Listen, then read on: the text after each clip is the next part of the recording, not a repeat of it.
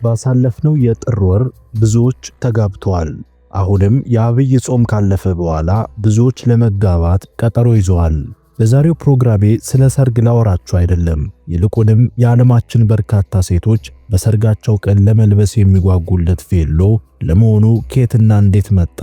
ዓለምሽ ዛሬ ነው ዛሬ እቴ ሸንኮሬ ተብሎ የሚዘፈንላት ዕለት ነጭ ዘርፋፋ ቀሚስ ለብሳ መታየት ወይም እንደ ስም አጠራሩ ቬሎ ለብሶ መታየት የሴት ልጅ የክብር መገለጫ እየሆነ ዛሬ የቬሎ ኪራዩ ሽያጩ ጣሪያ እየነካ መጥቷል።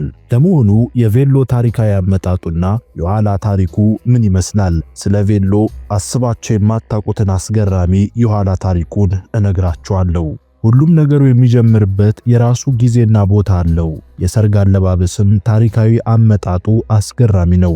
ቀለማቱ፣ ቅርጻቸውና አይነታቸው እንዳሁኖቹ ነጫጭ ቬሎዎች አይሁን እንጂ ሙሽራም ባላት ነገር ድምቅና ቁንጅት ብላ ለታዳሚያውያን ብቅ ማለቷ የታሪካችን አንዱ አካል ነው። የንጉሳውያን ቤተሰቦች በርካታ ገንዘባቸውን ከስክሰው ቅንጡ በዲዛይን የተፈበረከ ልብስ ሲለብሱ፣ በአንጻሩ የሌላቸው ደግሞ ካላቸው ቀሚስ ውስጥ የተሻለውን አጥበውና ተኩሰው በትዳራቸው ቀን ደምቀውና አምረው ይዘጋጃሉ። የታሪክ መዛግብት አጣቅሰው እንደሚነግሩን በጥንታውያን የሮማውያን ጊዜ የሰርግ ስነ ስርዓት ላይ የሚደረጉ የሙሽሪትና የሙሽራው መሳሳም አስገዳጅ የሆነና በሙሽሮቹ መካከል ተቀባይነት እንደጸና አመላካች ወካይ ነበር። በዚያ ዘመን በየአህጉሪቱ የየራሳቸው የሆነ ወካይ የሰርግ ልብሶችና ቀለሞቻቸውን ከሀገር የተለያየ ባህሎች ነበሩ። ቬሎ እንደ ዛሬ ነጭ ሆኖ በመላው ዓለም ሰዎች ዘንድ በበርካቶቹ ከመስተዋሉ በፊት በተለያዩ ሀገራት የተለያየ ቀለምና የተለያየ አተያይ ነበረው። ለምሳሌ በጥንታዊቷ ሮም ሴቷ ሙሽራ ቢጫ ቀለም ያለው ቬሎ እንድትለብስ ባህሉ ያስገድዳት ነበር። ቢጫ የስሜት መሞቅ ምልክት ነው ተብሎ በወቅቱ በነበሩ ሰዎች ይታመናል።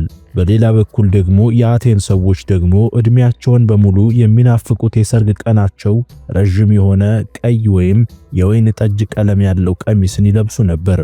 በቻይና በነበረው ስርወ መንግስት ወቅትም የሙሽራ ልብሶች ጥቁር የሆኑና ቀይ ጌጥ ይደረግባቸው ነበር። በዚሁ ሀገር በታይገስ ስርወ መንግስት የሙሽራው ቀሚሶች ባህላዊ ህግታቶች እየላላ መጥተው አረንጓዴ የሙሽራ ልብስ መልበስ እንደ ፋሽን ይቆጥሩት ነበር። የጃፓን ሙሽሮች የተለያዩ ቀለማት የተሽቆጠቆጡ የሚታሰሩ ቀሚሶችን ለሰርጋቸው ቀን መዋቢያነት ይጠቀሙት ነበር። በኮሪያም ቢሆን የሴት ሙሽራ አለባበስ ያላቸውን የንጉሳውያን ቤተሰብን በሚያመላክት መልኩ የሚደረጉ ቀሚሶችን ያካትት የነበረ ሲሆን ቀሚሶቻቸው ሰማያዊ፣ ቀይና ቢጫ ቀለማትን የሚይዙ ባለረጅም እጅጌ ቀሚሶች ነበሩ። ከ14 እስከ 17 ክፍለ ዘመን ፋሽን የሚለው ቃል በሰፊው የተራገበበት ጊዜ ነበር። ሴቶች ዘመኑ የፈቀደውን የጨርቅ ጥራትን ተጠቅመው ቀሚሶቻቸውን የሚሰፉ ሲሆን ከኋላ ዘርፋፋ ነገር መተው እየተለመደ መጣ። ዛሬ ቬሎ የምንለው ማለት ነው። ቀሚሳቸው ስር በርካታ ጨርቆችን በመደራረብ ቀሚሶቻቸው ቡፍ ብሎ እይታን እንዲስብ በማድረግ ያዘወትሩ ነበር። እነዚህ በሰርግ ቀን የሚለበሱ ቬሎዎች በወቅቱ የተለያዩ ቀለማት ነበራቸው። በወቅቱ ግን እንደዛሬው ቬሎ ነጭ ቀለም አልነበረውም። የቬሎን ታሪክ ወደ ነጭነት የቀየረው አንድ አጋጣሚ ነበር። እንደ አውሮፓ ዘመን አቆጣጠር በ1840 ንግስት ቪክቶሪያ ባሏን ልዑል አልበርት ኦፍ ሳክስ ኮበርግን ስታገባ ነበር። ቀደም ባሉ ጊዜያት ሰማያዊ፣ ቀይ፣ ቢጫና አረንጓዴ የነበረው የሙሽራ ቬሎዎችን ወደ ጎን በማድረግ ነጭ የሆነ ቬሎዋን ለብሳ ብቅ አለች። በወቅቱ የንጽህና መገለጫ የነበረው ቀለም ሰማያዊ ቢሆንም እንኳን ንግስቲቷ ይህንን ታሪክ ከመዝገብ ቃላቶቻቸው ላይ ሰርዛ በምትኩ በነጭ ቀለም ተካችው። በወቅቱ ማንም በነጭ ቀሚስ መዳርን አስቦት አያውቅም ነበርና ንግስቲቱ ነጭ ለብሳ ብቅ ማለትና በርካቶችን ያነጋገረ ክስተት ነበር። ይሁን እንጂ ብዙም ሳይርቅ በመላው አሜሪካ እንዲሁም አውሮፓ ከፍተኛ ማህበራዊ ደረጃ ያላቸው ሴቶች የሙሽራ ቬሎ ምርጫቸው ነጭ ማድረግ ጀመሩ። ከዚያን ጊዜ ጀምሮ ቬሎና ነጭ ቀለም ተጣምረው ቀሩ። የዚህን የነጭ ቬሎ ምክንያት ያቺው ንግስት ቪክቶሪያ ነበረች። ቅዳቸውና ስፌታቸው ይለያይ እንጂ በምዕራቡ ዓለም ነጭ ለሰርግ ተመራጭ ቀለም እየሆነ መጣ። በክፍለ ዘመኑ መባቻ ላይ የኢንዱስትሪ አብዮት መነቃቃት ሙሽሮች ለሰርጋቸው ቀን አዲስ ቬሎን እንዲገዙ ያስቻላቸው ጊዜ ቢሆንም የቀለም ምርጫቸውም ሙሉ በሙሉ በሚባል ደረጃ ወደ ነጭ ቀለምነት ተቀይሮ ነበር። እንደ አውሮፓውያን የዘመን አቆጣጠር 1910ዎቹ በሰርግ ላይ የሚደረጉ የዳንስ እንቅስቃሴዎች ተወዳጅ እየሆኑ መጥተዋል እና ሙሽሮችም ቀለል ያለ ልብስ እንዲለብሱ ይደረግ ነበር። ለመዋቢያነት አንገታቸውንና ማገጣሚያቸው ላይ ዳንቴል መሳይ ጌጦችን ጣል ያደርጉ ነበር። ሁለተኛው የዓለም ጦርነት ባደረሰው የስሜት መደብዘዝ ምክንያት ሴቶች ነጭ ልብስ ለብሰው ማግባታቸው ተገቢ እንዳልሆነ ያስቡ ነበር እና ከጦርነቱ እኩል የነጭ ቬሎ ልብስም ታሪክ አብሮ መደብዘዝ ጀመረ።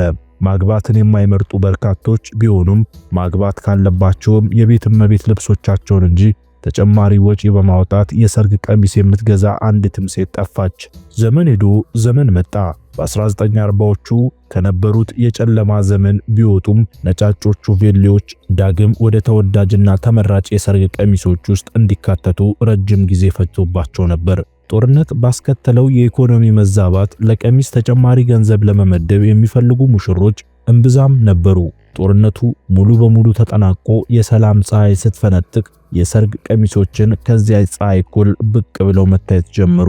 ነጭ ወይንም ክሬም መሳይ ነጭ ቀለሞችም ዳግም ለሰርግ ቀሚሶች ዋነኛ የቀለም ምርጫ ለመሆን ቻሉ። ሰማያዊ፣ ሩዝ፣ ቀይ፣ አረንጓዴ ቀለማትም ገበያውን ሙሉ በሙሉ እየለቀቁ ሲወጡ ቀድሞ በአንዳንድ ቦታዎች ይደረግ የነበረው ጥቁር የመጥፎ ዕድል መገለጫ በመሆን ሙሉ በሙሉ ከሰርግ ቀሚስነት አማራጭ የቀለም ምርጫ ዝርዝር ውስጥ ስሙ ተሰረዘ።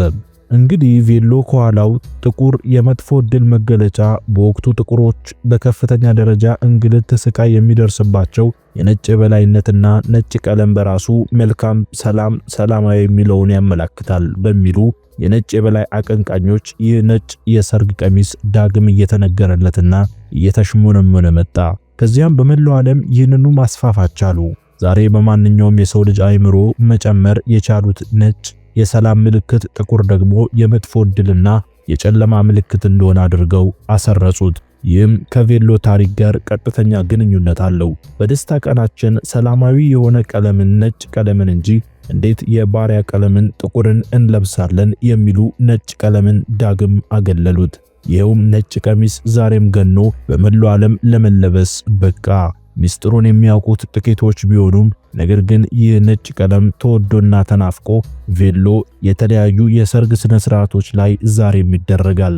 ከቅርብ ዓመታት ወዲህ ይህ ነጭ ቀለም የበላይነት እንደያዘ ቬሎዎቹም የተወሰነ የዲዛይን ለውጥ ወይም የፋሽን ስራዎች ይካሄዱባቸዋል እንጂ ቀለማቸውን ሳይለቁ ከይዘታቸውም ብዙ ሳይርቁ ዛሬም ድረስ በስፋት ይደረጋሉ። ቀስ በቀስ አንገቶቻቸው ላይ የተለያዩ ቅዶችን በማስቀመጥ የሰርግ ቀሚሶችን በዘመነ ፋሽን ጎን ለጎን ያስኬዱት ባለሙያዎች ከዘመን ወደ ዘመን ዲዛይኖችን እያሻሻሉ በስፋት እንደምትመለከቱት አሁን ያለንበት የፋሽን ጥግ ላይ አድርሰውታል።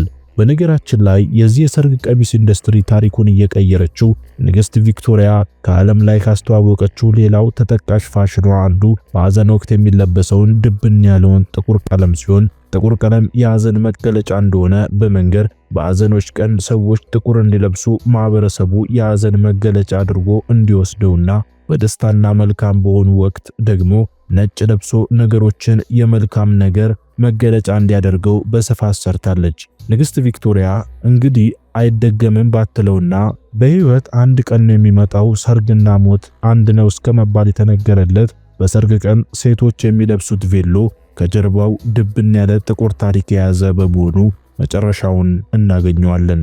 እንግዲህ በየዕለቱ የምናደርጋቸው፣ የምንነካቸው፣ የምናያቸው፣ የምንጨብጣቸው ነገሮች ሁሉ ከጀርባቸው የያዙት አንዳች ምስጢር አለ። ለዚህ ነው ዓለማችን ተነባ የማታልቅ አስገራሚ መጽሐፍ ናት የሚባለው። ክቡራን አድማጭና ተመልካቾቼ ስለተከታተላችሁን አመሰገንኩ። በሚመጡት ቀናት በሌላ ቪዲዮ ተመልሰን እስከምንገናኝ በያለንበት የዓለም ዳርቻ ቸር እንቆይ።